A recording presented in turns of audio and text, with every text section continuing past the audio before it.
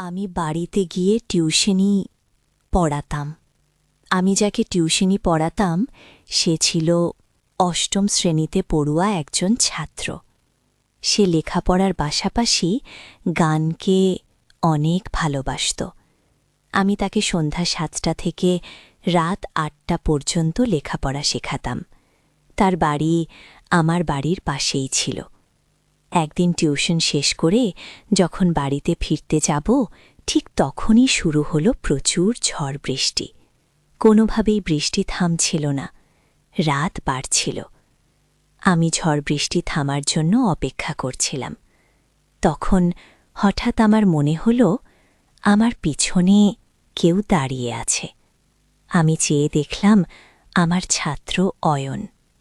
অয়ন আমাকে বলল, ম্যাডাম, আর চাওয়া লাগবে না, ঝড় বৃষ্টি বেড়েই চলেছে। অয়ন বলল, মা ডাকছে ম্যাডাম, ঘরে আসুন।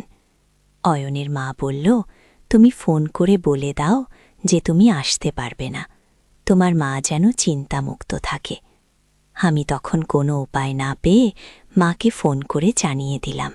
আমি যখন অয়নের মায়ের সাথে খাওয়া দাওয়া সেরে অয়নের মা আমাকে অন্য একটি রুম দেখিয়ে দিলেন থাকার জন্য, কিন্তু সেই রুমের টিভিটা ঠিকমতো চলছিল না। তখন আমি অয়নকে বললাম, এই ঘরের টিভিটা নষ্ট নাকি? অয়ন বলল, না ম্যাডাম, ভালো আছে। তাহলে টিভিটা অন করে দাও। আর টিভিটা অন করে অয়ন তার ঘরে চলে গেল। আমিও কিছুক্ষণ টিভি দেখতে দেখতে কখন যে রুমের দরজা খোলা রেখে ঘুমিয়ে গেলাম আমি তা বলতেই পারবো না। আর সেদিনই তো। বন্ধুরা, এবার পুরো ঘটনাটি বলি। আমার নাম সেলিনা। কয়েক মাস আগেই আমার বাবা মারা গেছেন। বর্তমানে আমার সঙ্গে শুধুমাত্র আমার মাই থাকেন। আমার পড়াশোনা শেষ হয়েছে। আমরা একটা মধ্যবিত্ত পরিবারে থাকতাম, কিন্তু বাবার চিকিৎসার জন্য আমাদের অনেক টাকা খরচ হয়ে যায়। তারপরেও তাকে বাঁচানো যায়নি। বাবা মারা যাওয়ার পর আমাদের পরিবারের আর্থিক অবস্থা খুবই খারাপ হয়ে যায়। আমার মা প্রায়শই অসুস্থ থাকতেন এবং এখন তিনি আর আগের মতো লোকের বাড়িতে কাজ করতে পারতেন না। তাই এই পরিবার চালানোর জন্য আমাকেই কিছু একটা করতে হতো। আমি ঠিক বুঝতে পারছিলাম না যে আমি কি করব। পরিবারের অবস্থা দিন দিন খারাপের দিকে যাচ্ছিল। মায়ের ওষুধের জন্য নিয়মিত টাকার প্রয়োজন ছিল, কিন্তু কোনো উপায় খুঁজে পাচ্ছিলাম না। অবশেষে আর্থিক অবস্থার কারণে আমি বাধ্য হয়ে স্কুল ছাত্রদের টিউশনে পড়ানোর সিদ্ধান্ত নিলাম। আমাদের এলাকাটি ছোট হওয়ায় আমি কারো বাড়িতে গৃহকর্মী বা এই জাতীয় কোনো কাজ পাচ্ছিলাম না। আমি এমন একটি কাজের সন্ধান করছিলাম যেখানে নারীদের জন্য কাজের পরিবেশ নিরাপদ, কিন্তু আশেপাশে এমন কোনো সুযোগ ছিল না। বেশিরভাগ জায়গাতেই পুরুষদের প্রাধান্য ছিল। আমার মা চাইতেন না যে আমি ঘরের বাইরে গিয়ে কোনো চাকরি করি। তিনি বলতেন, আমরা না খেয়ে মরে যাব, কিন্তু তোর ঘরের বাইরে যাবার কোনো দরকার নেই। তার কথা শুনে আমি কিছুদিন চুপচাপ ঘরে বসেছিলাম, কিন্তু বাড়ির করুণ অবস্থা আর সময়মতো মায়ের ওষুধ জোগাড় করতে না পারার কষ্ট, এই সব কিছু আমাকে মানসিকভাবে দুর্বল করে দিচ্ছিল। বাবা মারা যাবার সাথে সাথে আমাদের জীবন থেকে সুখ শান্তি যেন হারিয়ে গিয়েছিল। আমাদের এলাকার মানুষগুলো আমাদের মতোই সাধারণ আয়ের ছিল। আমি কাছাকাছি ছেলেমেয়েদের টিউশনে বাড়াতে চেয়েছিলাম, কিন্তু এখান থেকে যে পারিশ্রমিক পেতাম তা দিয়ে আমাদের সংসার চালানো সম্ভব ছিল না। আমাদের খরচ ক্রমশ বাড়ছিল। তখন আমার এক বান্ধবী আমাকে পরামর্শ দিল, তুই বাড়ি বাড়ি গিয়ে হোম টিউশনি পড়াচ্ছিস না কেন? অন্যের বাড়িতে গিয়ে বাচ্চাদের পড়ালে তুই আরও বেশি টাকা পাবে। সে আরও বলল, আজকের পরিস্থিতিতে বেশিরভাগ অভিভাবক তাদের সন্তানদের বাড়িতে রেখেই পড়াতে চান। এই কারণে তারা একজন ভালো শিক্ষককে বাড়িতে আসার জন্য বেশি টাকা দিতেও রাজি থাকেন। এই বিষয়ে আরও খোঁজখবর নিয়ে আমি বাড়িতে গিয়ে পড়ানোর জন্য মনস্থির করলাম। প্রথমে আমার মা আমাকে বাড়ি থেকে বের হতে দিতে চাইছিলেন না, কিন্তু আমাদের খাবারের প্রয়োজনের কথা ভেবে অনেক বোঝানোর পর তিনিও রাজি হলেন। আমি আমার পরিচিত কয়েকজনকে জানিয়ে রাখলাম যে কারো যদি হোম টিউশনি করানোর জন্য শিক্ষকের প্রয়োজন হয় তবে তারা যেন আমার সাথে যোগাযোগ করে। শীঘ্রই আমি এই প্রস্তাবের একটি ভালো ফলাফল পেলাম যখন একটি সচ্ছল পরিবার থেকে টিউশনি প্রস্তাব এলো। শুরুতে আমি জানতাম না তাদের সামনে আমি নিজের পরিস্থিতি কিভাবে তুলে ধরব। আমি শুধু বলেছিলাম আমি আমার বাড়ির একমাত্র উপার্জনক্ষম ব্যক্তি এবং বাবার মৃত্যুর পর আমি এই পড়ানোর সিদ্ধান্ত নিয়েছি। আমার অর্থের খুব প্রয়োজন, কিন্তু আমি আপনাদের সন্তানকে খুব ভালোভাবে পড়াব। আপনারা আমার চেয়ে ভালো শিক্ষক সহজে খুঁজে পাবেন না।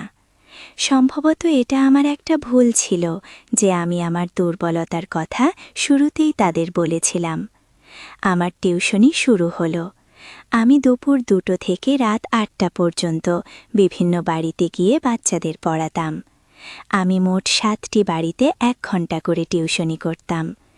এই বাচ্চাদের মধ্যে একজন ছিল অয়ন, যাকে আমি সন্ধে 7টা থেকে রাত 8টা পর্যন্ত পড়াতাম। সে 8ম শ্রেণীতে পড়ত। সে একটু বড় ক্লাসে পড়ত, আর বাকিরা সবাই নিচু শ্রেণীতে পড়ত। প্রথম থেকেই অয়ন আমার সাথে কিছুটা অদ্ভুতভাবে কথা বলত। সেই বাড়িতে একজন মহিলা ছিলেন, তিনি অয়নের মা। অয়ন ছিল তার একমাত্র সন্তান। অয়নের বাবা একটি বড় হাসপাতালে চাকরি করতেন এবং ডিউটির জন্য তাকে প্রায়শই শহরের বাইরে থাকতে হতো। আমি মনে মনে ভাবলাম এই পরিবারটি বেশ সচ্ছল এবং এখান থেকে আমি একটি ভালো টিউশনি ফি পাচ্ছি, যা আমার সহায়ক হবে। অয়নকে পড়ানো শুরু করার প্রায় 20 দিন কেটে গেছে। হঠাৎ করে আমি লক্ষ্য করলাম আমি যখনই অয়নকে হোমওয়ার্ক দিই তখনই তার খাতার পাতায় গান লেখা ছিল। খুব সুন্দর একটি গান। আমি তাকে বললাম, তুমি গান লিখতে পারো? সে বলল, হ্যাঁ ম্যাডাম, আমি সুন্দর গান কবিতা নিজেই লিখতে পারি এবং গাইতেও পারি। আমি তার মাকে এই বিষয়টি জানালে তিনি বলেন তার ছেলে শিল্পী হতে আগ্রহী, কিন্তু তিনি চান না যে অয়ন শিল্পের দিকে ঝুঁকুক। তিনি চান তার ছেলে উচ্চ শিক্ষা লাভ করুক, যাতে পরবর্তীতে সে নিজের ব্যবসা সামলাতে পারে। আমি তাকে বললাম, আপনার চিন্তাভাবনা খুব ভালো, কিন্তু আমি বিশ্বাস করি যে বাচ্চাদের যা করতে ভালো লাগে তাদের সেই কাজেই সমর্থন করা উচিত। সে যদি শিল্পী হতে চায় তাহলে তাকে উৎসাহ দেওয়া উচিত। একদিন অয়ন বলল, ম্যাডাম, আমি একটি গান বলবো। তখন সে একটি দেশের গান শোনাল। আমি তার গান শুনে মুগ্ধ হয়েছিলাম, কারণ তার গানের গলা ছিল অসম্ভব সুন্দর। তুমি চাইলে তো বড় একজন শিল্পী হতে পারো, কিন্তু আমি জানি তোমার মা সেটা চায় না। আমি একদিন অয়নের মাকে বলেছিলাম, আপনার ছেলের যে প্রতিভা আছে সে তো চাইলে ভালো একজন গায়ক হতে পারে। আমার কথা শুনে অয়নের মা কিছুটা বিরক্তির সাথে বললেন, আমি যতটুকু বলেছি তুমি ঠিক ততটুকুই করো, এর বেশি ভাবতে হবে না। আমি বুঝতে পারছিলাম না কেন আমার কথা শুনে তিনি এমনভাবে প্রতিক্রিয়া দেখালেন। তিনি নির্দেশ দিলেন এখন থেকে যেন অয়ন আর গান না গায় সেদিকে খেয়াল রাখতে। আমি অয়নের মায়ের আচরণে কিছুটা রুক্ষতার ছাপ দেখলাম, যদিও তিনি সাধারণত খুব ভালো ব্যবহার করতেন। আমি তার কথায় খুব একটা পাত্তা না দিয়ে অয়নকে বুঝিয়ে বললাম, আপাতত তুমি পড়াশোনাটা শেষ করো, তারপর বড় হয়ে সিদ্ধান্ত নিও তোমার জন্য কোনটা ভালো হবে। তুমি এখনো ছোট, তাই তোমার শুধুমাত্র পড়াশোনায় মনোযোগ দেওয়া উচিত। অয়ন বেশি কথা বলতো না, হয়তো সে স্বভাবগতভাবেই চুপচাপ থাকতে পছন্দ করত। সেই দিনের পর থেকে আমি তার বই বা খাতায় ওই ধরনের কোনো গান আর দেখিনি। একদিন রবিবার আমি যখন পড়িয়ে বাড়ি যাওয়ার জন্য রওনা হচ্ছি, হঠাৎ মনে হল পেছন থেকে কেউ আমাকে ডাকল। পেছনে তাকিয়ে দেখি কেউ নেই, কিন্তু কণ্ঠটা আমার কাছে অয়নের বলে মনে হল। পরের দিন যখন অয়নের বাড়িতে টিউশন পড়াতে গেলাম, তখন অবাক হয়ে দেখলাম যে গত রাত থেকে অয়নের খুব জ্বর। তার মা আমাকে বললেন অয়নের শরীর ভালো নেই, গত রাত থেকে জ্বর, তাই আজও পড়তে পারবে না। আমি তার মাকে বললাম, আমি কি একবার ওর সাথে দেখা করতে পারি, শুধু ওর স্বাস্থ্যের খোঁজ নেব। এই বলে আমি যখনই ওর ঘরের দিকে যেতে লাগলাম, তখন ওর মা খুব অদ্ভুতভাবে আমাকে থামিয়ে দিয়ে বললেন, ও এখন ঘুমোচ্ছে, তোমাকে কালকেও আসতে হবে না, 2 দিন পরে এসে পড়াবে।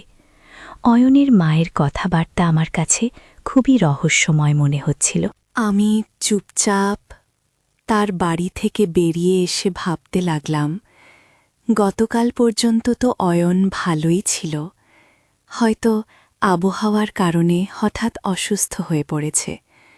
বাড়িতে এসে মাকে চিন্তিত দেখে আমার মনে পড়ল আমি মায়ের জন্য ওষুধ আনতে ভুলে গেছি। আমি বাড়ির দরজা থেকেই আবার ওষুধের দোকানের দিকে রওনা হলাম। ওষুধ নিয়ে দোকান থেকে নামার সময় হঠাৎ আমার পা মুচড়ে যায় এবং আমি নিজেকে সামলাতে না পেরে সিঁড়ি দিয়ে প্রায় পড়েই যাচ্ছিলাম। আমি যখন তার সামনে মাথা তুললাম, তখন সামনে যা দেখলাম তাতে আমি অবাক হয়ে গেলাম। আমার সামনে দাঁড়িয়েছিলেন অয়নের মা। এই মহিলাটি তো খুব ধনী পরিবারের, তাহলে তিনি এই ছোট ওষুধের দোকান থেকে ওষুধ কিনছেন কেন? আমি তাকে জিজ্ঞেস না করে থাকতে পারলাম না, আপনি এখানে সবকিছু ঠিকঠাক আছে তো? তিনি কিছুটা রুক্ষস্বরে বললেন, কেন, আমার এখানে আসতে কোনো বাধা আছে নাকি? আমি পরিস্থিতি সামলে নিয়ে বললাম, না মানে আমি বলছিলাম যে এর আগে আপনাকে এখানে কখনো দেখিনি। আসলে আমি মায়ের ওষুধ নিতে এখানে প্রায়ই আসি। অয়ন এখন। আমার প্রশ্নে অয়নের মা বললেন, তুমি অনেক কথা বলো, কম কথা বললে তোমার জন্য ভালো। এই বলে তিনি আমার পাশ দিয়ে দ্রুত চলে গেলেন। আমার খুব অবাক লাগল, এই মহিলা কিভাবে আমার সাথে এভাবে কথা বলতে পারলেন। এর আগে তিনি আমার সাথে খুব ভালোভাবে কথা বলতেন, কিন্তু গত 2 দিন ধরে তার আচরণ আমার সাথে খুব অস্বাভাবিক হয়ে উঠেছিল। যাই হোক, আমি আমার বাড়িতে চলে এলাম। বাড়িতে এসে মা আমার চিন্তায় মগ্ন দেখে জিজ্ঞেস করলেন, কি হয়েছে সেলিনা, কিছু হয়েছে? আমি বললাম, না মা, কিছু না। আমি যে ছেলেটিকে টিউশনে পড়ে এইমাত্র তার মাকে ওষুধের দোকানে দেখলাম। আমার সাথে তার কথাবার্তা খুব কঠোর ছিল। আমি জানি না বড়লোকদের এমন অহংকার কেন হয়। মা আমার দিকে তাকিয়ে বললেন, এটাই তো বড়লোকদের স্বভাব রে মা, বড় মানুষগুলো এমনই হয়। একবার টাকার মোহে পড়লে তারা সম্পর্কের মূল্য ভুলে যায়। আমি মাকে বললাম, আমি জানি মা, টাকা খুব শক্তিশালী, কিন্তু সেটা বলা আমার জন্য ঠিক হবে না। আমি অয়নকে বললাম, অয়ন, তোমার কথার মানে কি, আর তুমি এত ঘুরিয়ে কথা বলছো কেন? তুমি শুধু পড়ালেখায় মনোযোগ দাও। তুমি কি বলছো আমি কিছুই বুঝতে পারছি না। যা বলার আমাকে সহজ ভাষায় বলো। তখন অয়ন আমাকে বলল, আমি আপনাকে কিছুই বলতে চাই না, আজকের জন্য এটুকুই যথেষ্ট। আমি ক্লান্ত, ম্যাম, বাকি পড়া কাল শেষ করব। আমি বললাম, অয়ন, কিন্তু তোমার বাড়ির পড়া এখনো শেষ হয়নি। তাতে অয়ন দৃঢ়স্বরে বলল, আমি তো আপনাকে বলছি আজকের জন্য এটুকুই যথেষ্ট। আপনি আমার সাথে এত তর্ক করছেন কেন? আমি বললাম, যাই হোক না কেন, আমি তোমার শিক্ষক, আর একজন শিক্ষক মায়ের মতো হয়। তুমি আমার সাথে এভাবে কথা বলতে পারো না, এতে আমার খারাপ লাগে। এতে অয়ন আমার দিকে এক অদ্ভুত দৃষ্টিতে তাকিয়ে বলল, সাবধান। আমি আপনাকে সম্মান করি, তার মানে এই নয় যে আপনি আমার মায়ের মতো। আমার মা হবার চেষ্টা করবেন না, কারণ আপনি কখনোই আমার মায়ের জায়গা নিতে পারবেন না। আমি বিস্ময়ে অয়নের দিকে তাকালাম। তার চোখ এবং কথার মধ্যে কোনো মিল খুঁজে পেলাম না।